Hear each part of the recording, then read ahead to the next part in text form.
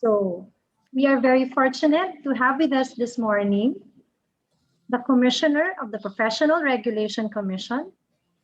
He will talk and discuss out to us the performance of the licensure examination for teachers, specifically for COEs and CODs. Please welcome our partner in PQF and also among other engagements of CHED with PRC, Honorable Dr. Jose Y. Cueto Jr. Welcome, sir.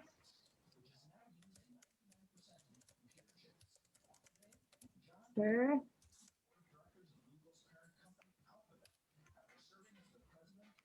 Good morning po, Dr. Cueto. Pwede pong paki-unmute si sir. Ako, host.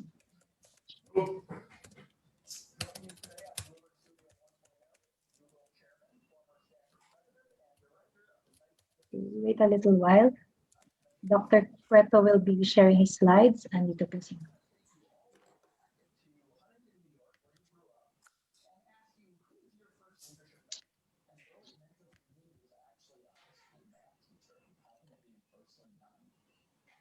Okay. While waiting for Dr. Cueto po siguro, the Commission on Higher Education would like to extend its appreciation for USEC Just Dado San Antonio. USEC Dads. Nakita po siya ni Ma'am Cherry kanina. Thank you very much po, sir, for joining with us. Your presence is very much welcome and warmly received by the Commission on Higher Education po as we look forward to more partnerships with the Department of Education. And of course, Adin, we would like to thank our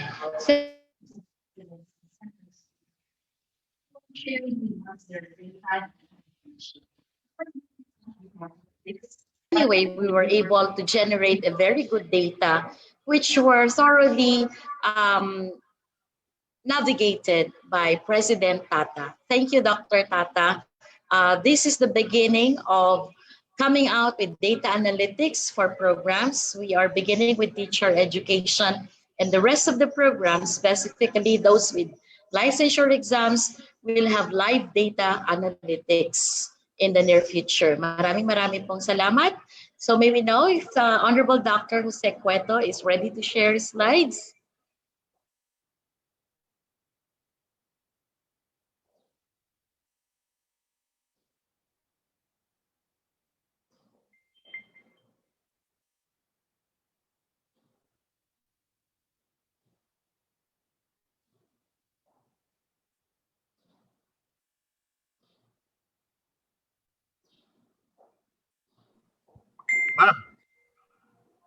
Good morning, sir. Good morning, doctor. Once again, we would like to present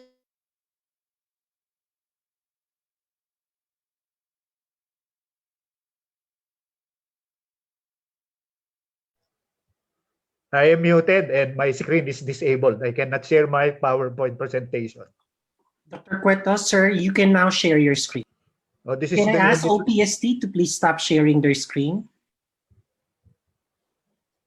Okay, thank you, because I've been trying to come in, but I could not come in because I was muted and my screen sharing was disabled. So I hope that you can see the screen now, plus my PowerPoint presentation. Yes, sir. Thank you po. Thank you po. Okay. Honorable Chairman Prospero de Vera of the CHED, Commissioner Aldrin Darilag, Dr. Cherry Diego of the OPST, the members, the chair and members of the Professional Regulatory Board for Professional Teachers, Honorable Rosita Navarro, Honorable Paz Rosido, and Honorable Paraluman Hiron, the members of the technical panel, and the representatives from the TEIs, Dr. Medado, my co-speaker, and all the guests. Good morning to everybody. And thank you for inviting us to present the LET performance of COEs and CODs. So I'll be giving and using this outline. Start with 4 clusters of professional regulatory boards, and the nature of licensure examinations.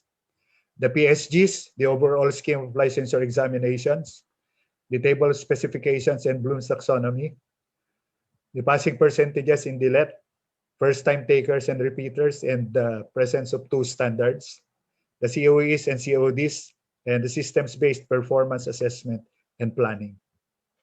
So we have 4 clusters of regulated professions in the PRC, and you will see that professional teachers belong to the business, education, and economic professions. Licensure examinations are high-stakes examinations.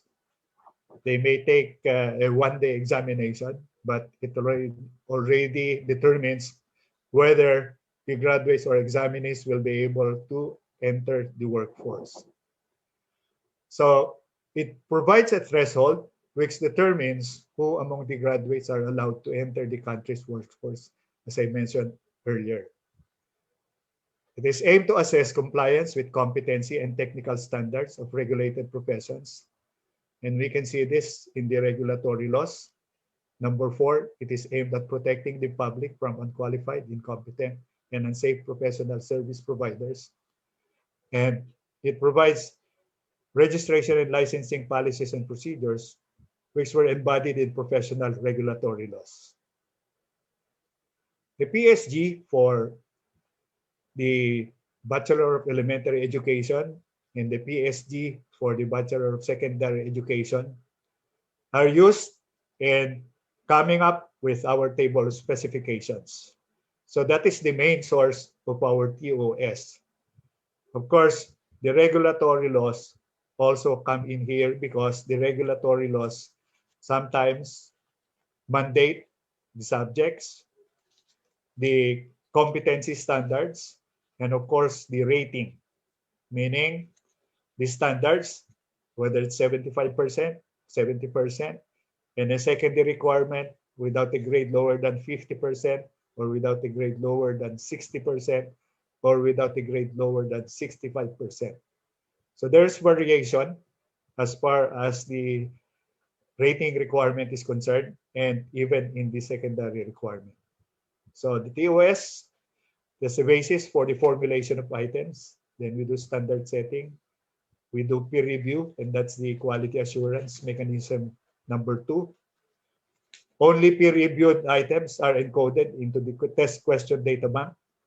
Then for those who have been staying in the boards for a long time, they merge the new and the old formulated questions. The computer extract the questions to administer the exams. We do correction and rating and routine item analysis, which are analyzed. The results of which are analyzed by the members of the board together with our test consultants. We use this kind of format using the original Bloom's taxonomy. So there's a program outcome with competencies, content. We assign weights, number of items, and we have level difficulty, easy, moderate, difficult.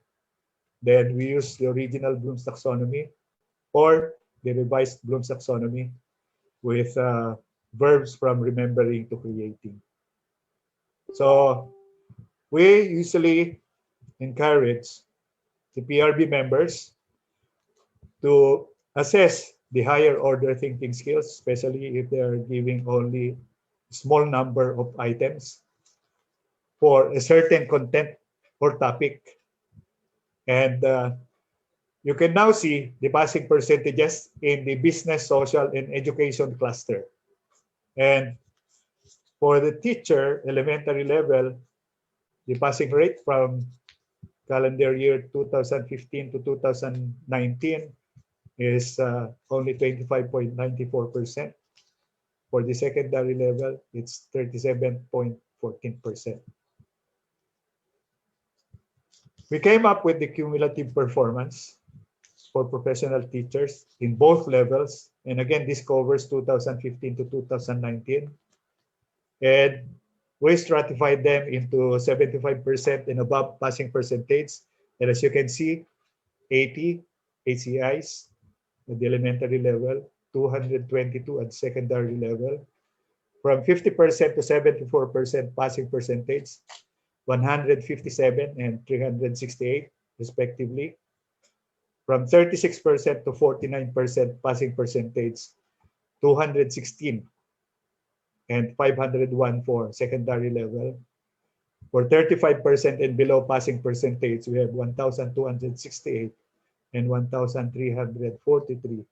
And obviously, this is the biggest group, the 35% and below passing percentage TEIs.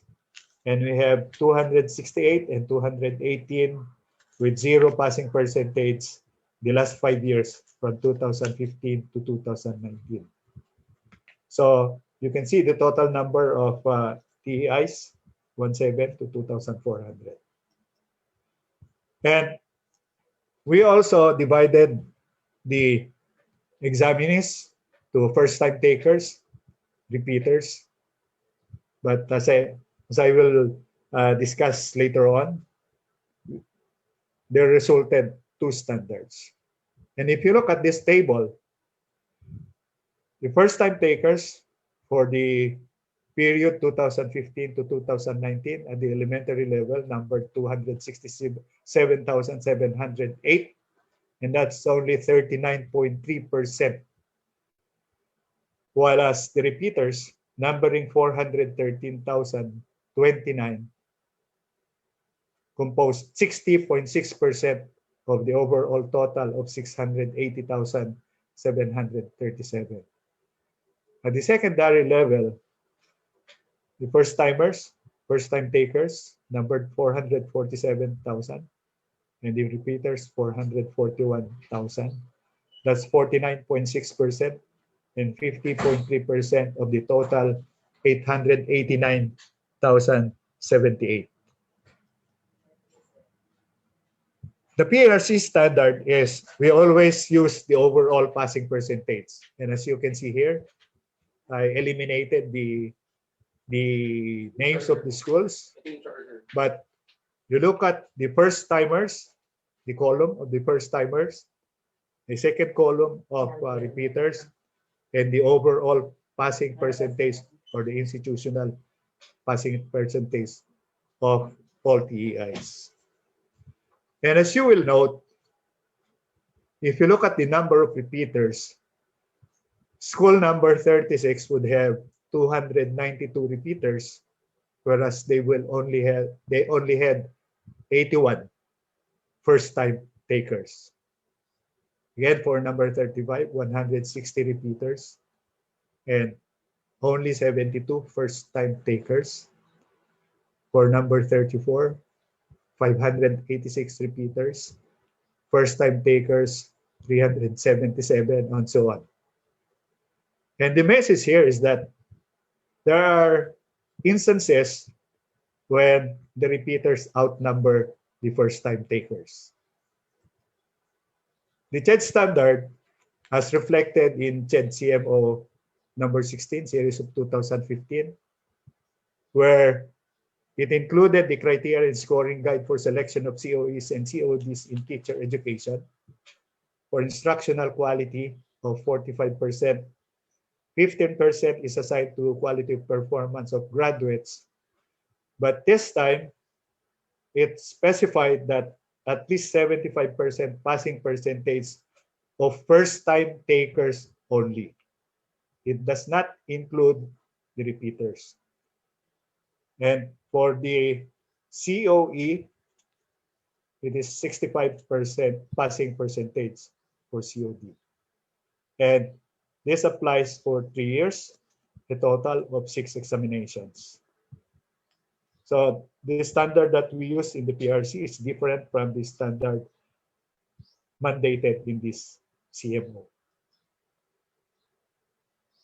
So when you look at the cumulative performance of COEs, there were 8,008 repeaters out of 15,700, out of 23,737, and the repeaters composed about 33.7% of the total number of examinees.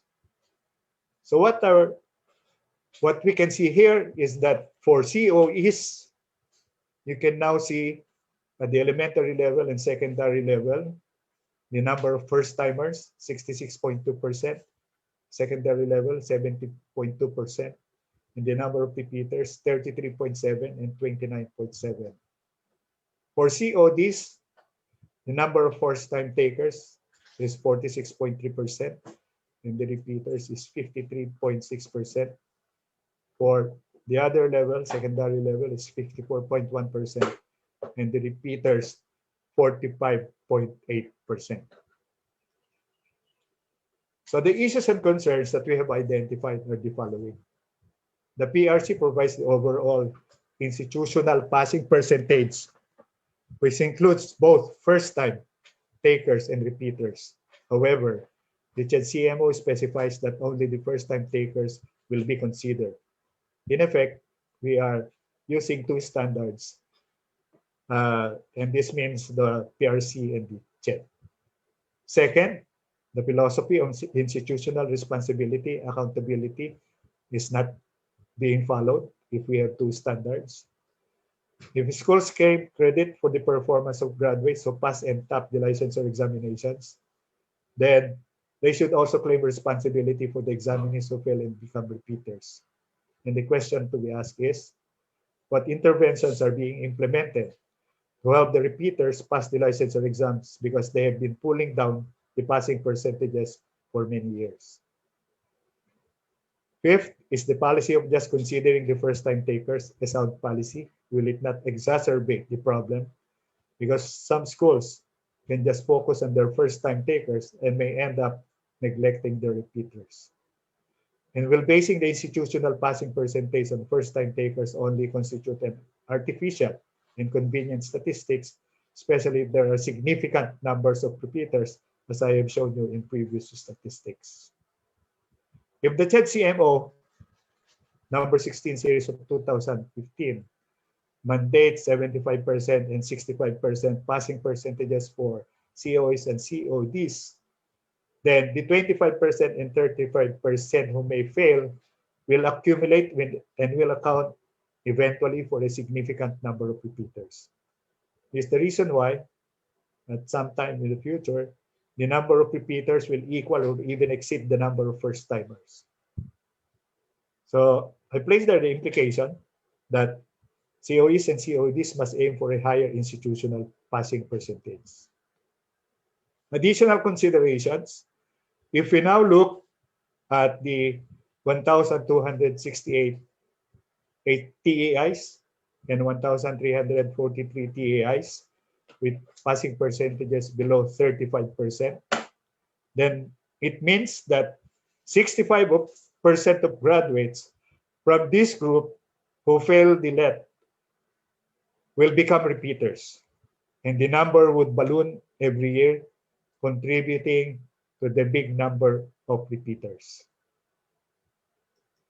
And lastly, add to this the figures where we have graduates from TEIs with zero institutional passing percentage, and you will see the sources of so many repeaters. For our PRC data from 2015 to 2019, the number of TEIs with zero passing percentage is 268 for the elementary level and 218 at the secondary level. But these lower statistics were given by Senator Joel Villanueva during his opening remarks in one of the hearings. And he based his statistics on the September 2019 LET, where he said that there were 445 TEIs with zero passing percentage in that particular exam. So we can now see the trend or the pattern that the number of repeaters have ballooned and they become bigger because the percentage passing has been low. And if the national passing percentage is 35, then the TEIs with that kind of percentage will have 65% of their graduates becoming repeaters. Now let me go to the COEs and CODs, and I'd like to thank the Office of Commissioner Darilag for this, and the OPST, and care of Aline Magalong. We see the number of COEs and CODs, public and private. There are 36 COEs and 38 CODs. And again, let's do the math. For 36 CODs, and there are 1,700 TEIs, the COEs only constitute about 2.11% of the 1,700 TEIs. And for CODs, it's slightly higher, 2.23% of the 1,700 TEIs. The roles and responsibilities are here. For COEs, they should act as role models, leader in higher education program. They should sustain and enhance research capabilities. They should provide assistance to agencies, institutions within their geographical area of coverage. They should undertake activities, projects necessary in developing quality programs. They should accelerate the development of programs. They should develop quality instructional programs. They should undertake basic and applied research, and they should undertake extension and linkages through consortia. And I would put emphasis on number 3, provide assistance to agencies or institutions within their geographical area of coverage. And here are the roles of and responsibilities of COD. Accelerate the development of programs, develop quality instructional programs, undertake basic and applied research, undertake extension and linkages, establish linkages with COE. During hearings in the Senate, we discussed the roles and functions of Center of Excellence, and you can see here with this pointer, letter E. COEs should provide professional assistance to TEIs that have expressed the need for such assistance.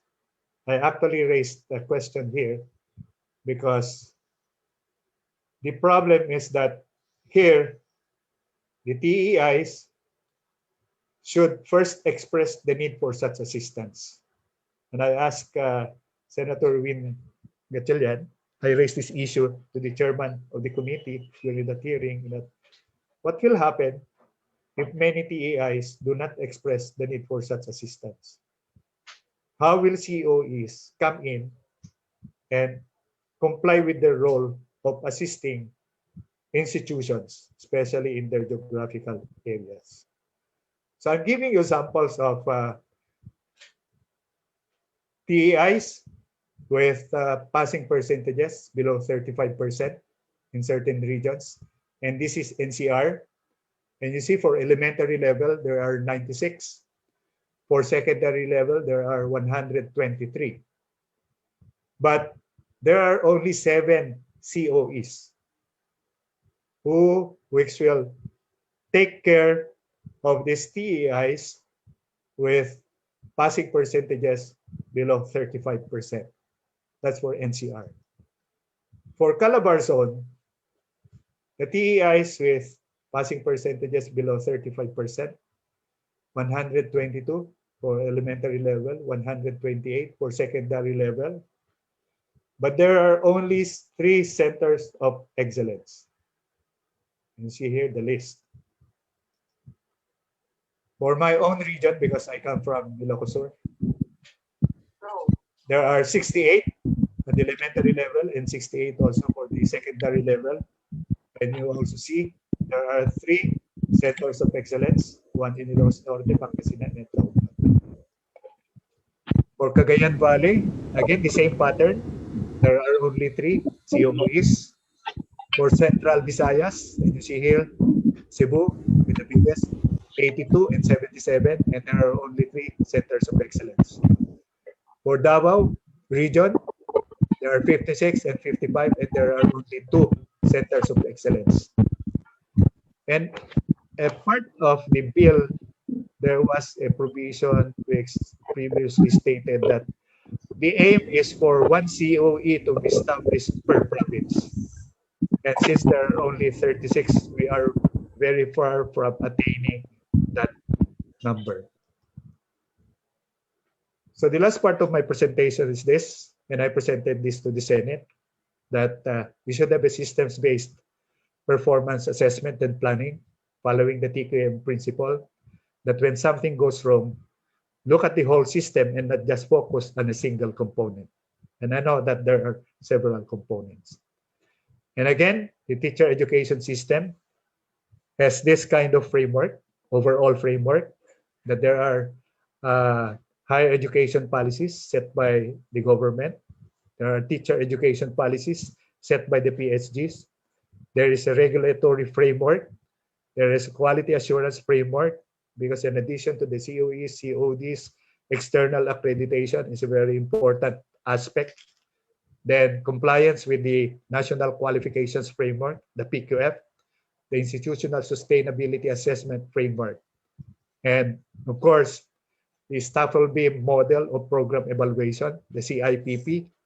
We look at the context, the institutional culture, academic environment, governance, administrative support.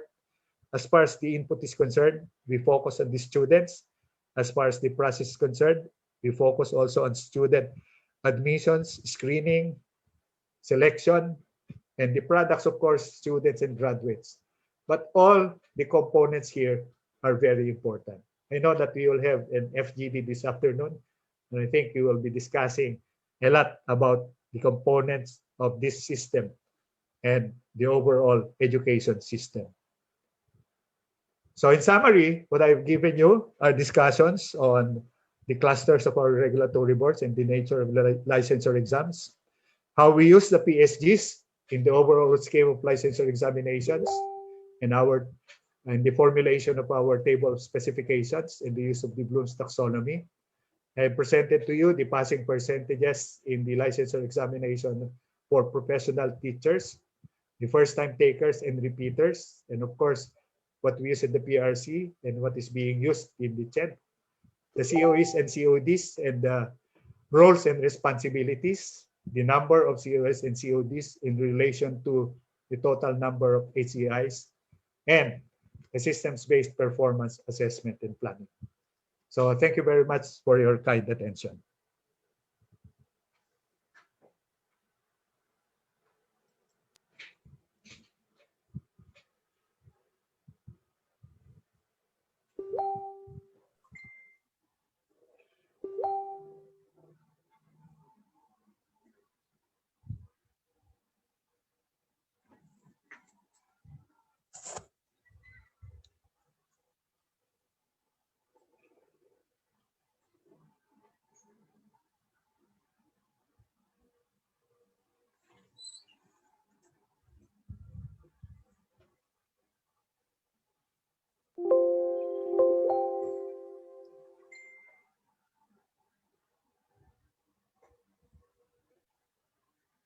Thank you very much, Dr. Cueto, for such a very enlightening and very challenging presentation.